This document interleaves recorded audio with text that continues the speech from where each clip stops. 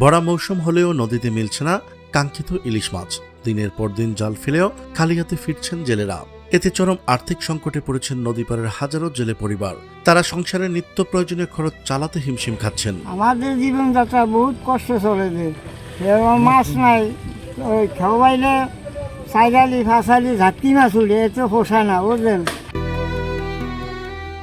তাদের অভিযোগ, জেলে কার্ড থাকা সত্ত্বেও দীর্ঘদিন ধরে সরকারি খাদ্য সহায়তা ও প্রণোদনা থেকে বঞ্চিত রয়েছেন অনেক নিবন্ধিত জেলে।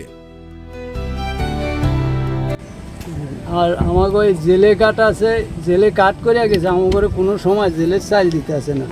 জেলেদের সঙ্গে কথা বলে জানা যায়, ভোর থেকে গভীর রাত পর্যন্ত নদীতে মাছ ধরার চেষ্টা করেও আশানুরূপ মাছ মিলছে না। অথচ প্রতিদিন নৌকার জ্বালানি, বরফ, জাল মেরামত ও অন্যান্য খরচ বহন করতে হচ্ছে। মাছ না পাওয়ায় সেই খরচও উঠছে না, ফলে অনেকেই ঋণ করে সংসার চালাতে বাধ্য হচ্ছেন। জেলেদের অভিযোগ, সরকারিভাবে নিবন্ধিত জেলে কার্ড থাকলেও নিয়মিত খাদ্য সহায়তা কিংবা প্রণোদনা তাদের হাতে পৌঁছায় না। আমরা এই ইলিশের ভরা মৌসুমে এখন আমরা ইলিশ মাছ নদীতে পাইতেছি না, যে খুব ইলিশ মাছ কম, কোনো মাছ নাই। মাছ মানে যেহেতু আমাকে সংসার চলতে খুব অনেক কষ্টের দিন।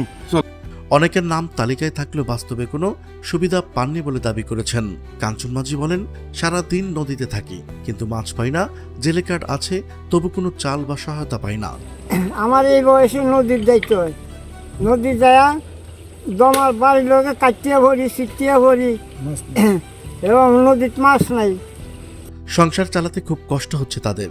সরকার যদি তাদের পাশে দাঁড়াতো, তাহলে পরিবার নিয়ে কোনো মতে চলে যেত তাদের দিন।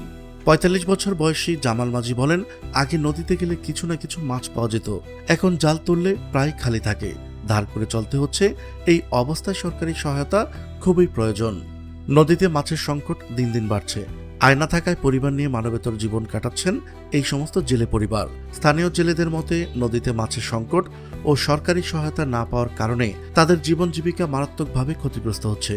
তারা প্রকৃত জেলেদের তালিকা যাচাই করে দ্রুত খাদ্য সহায়তা, প্রণোদনা এবং প্রয়োজনীয় সরকারি সহযোগিতা নিশ্চিত করার জন্য সংশ্লিষ্ট কর্তৃপক্ষের প্রতি জোর দাবি জানিয়েছেন।